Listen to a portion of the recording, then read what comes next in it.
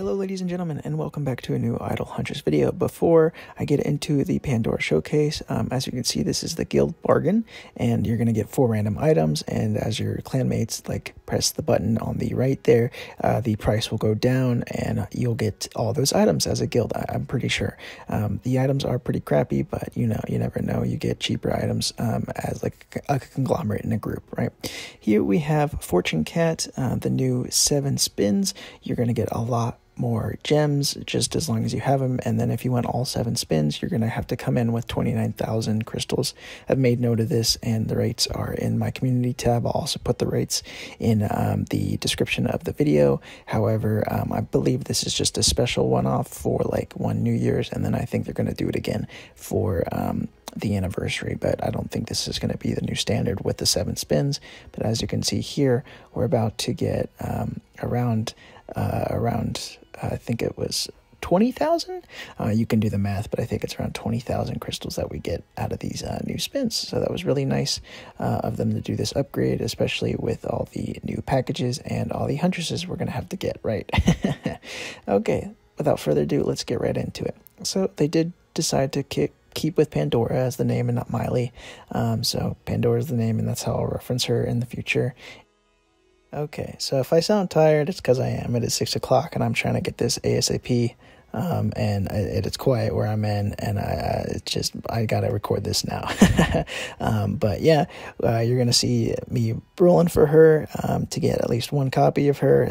The game was really mean for some reason, and we'll see when I get it. But I was gonna do the 80 spins anyway, so to get that 1 star. But not to worry. We did get some good huntresses anyway as fodder, and we'll make use of them later on. But yeah, I do like the Pandora design.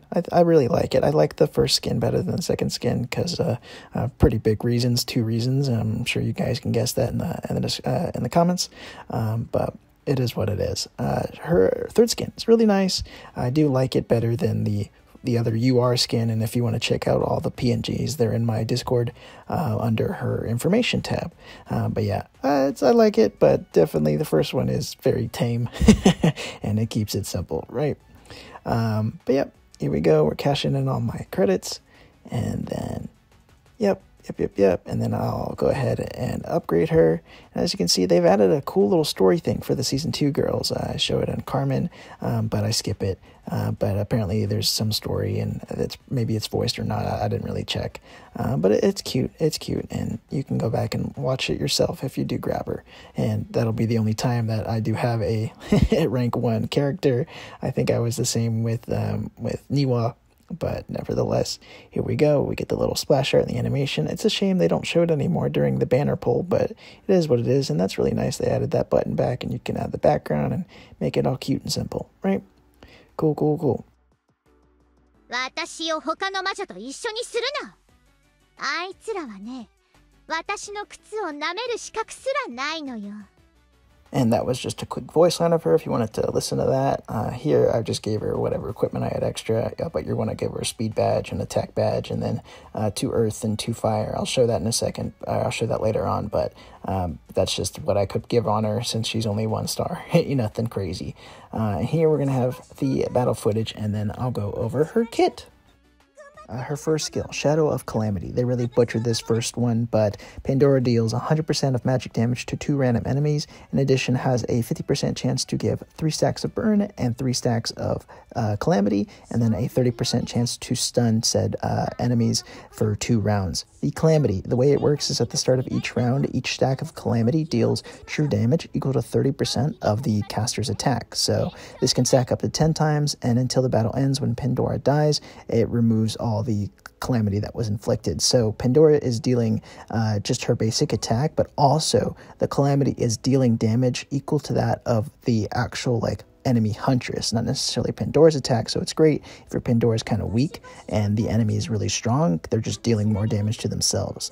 But we'll get into what that really means. Now at level 2, magic damage increases to 150% of attack, and then at level 3, the number of targets is now at 3 targets. Next is her Ultra skill, Impending Calamity. Deals magic damage equal to 230% of attack to all enemies, which is great, with a 100% chance to inflict 2 stacks of Calamity. So that's 2 stacks on all of the enemy on her Ultra skill, right? And then level 2, the stacks added is now to 3, and then at level 3, the magic damage is now increased to 460% of attack, which is double, right? So lots of DPS, and then lots of Calamity added to the enemy. We just have to make sure that they don't get it cleansed off with like a Helen, right?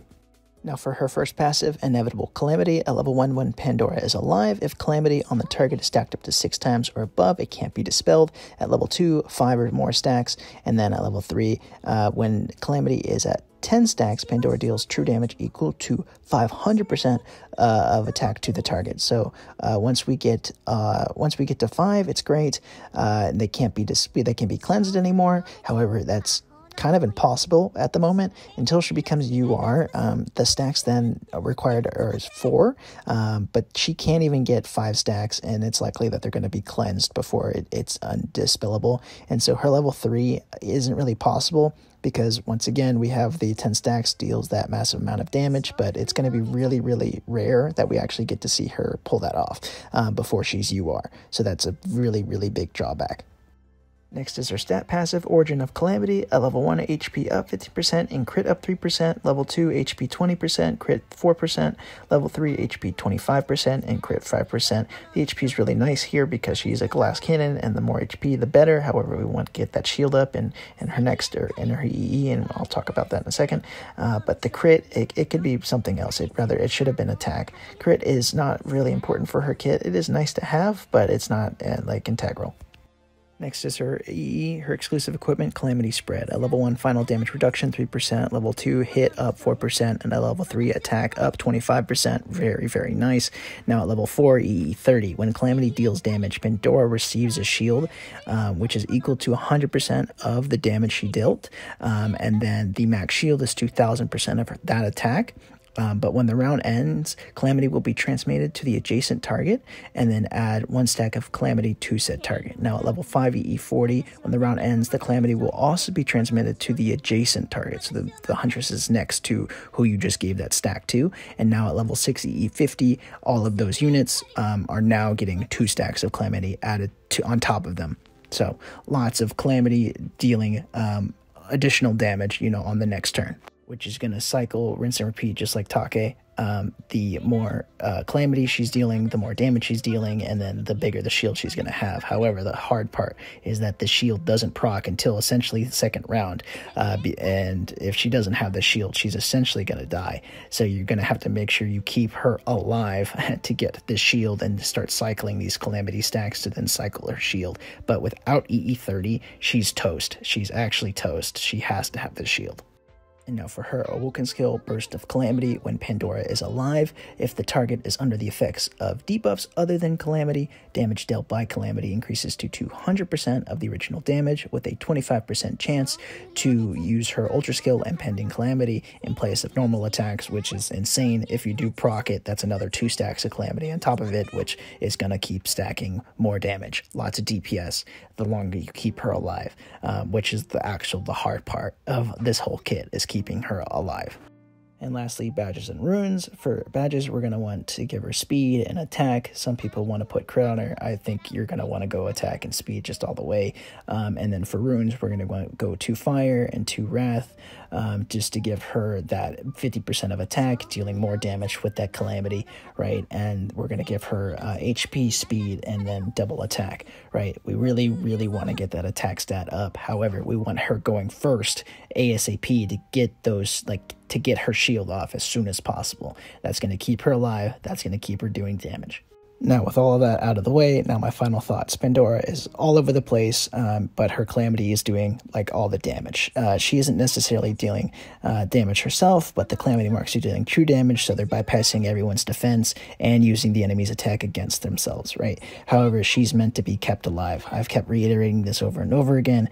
She's got to get her shield up, so she's got to be EE 30. However, if she dies within the first round or gets cleansed off these Calamity stacks, she's just useless. And without her UR like bonuses, it's going to be very, very hard to get that cycling calamity going off.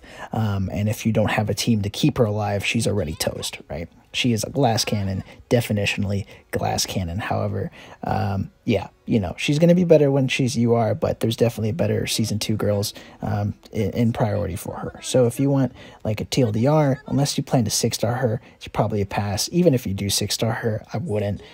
Definitely, like, better to get Cleo and Dodgy way before. Right. She's a cool Huntress. It's a really cool kit, but it's not worth the money because you're going to have to give her a ton of speed and then 6-star her, obviously. So that's $600 that most people don't have. So keep that in mind. Keep that in mind.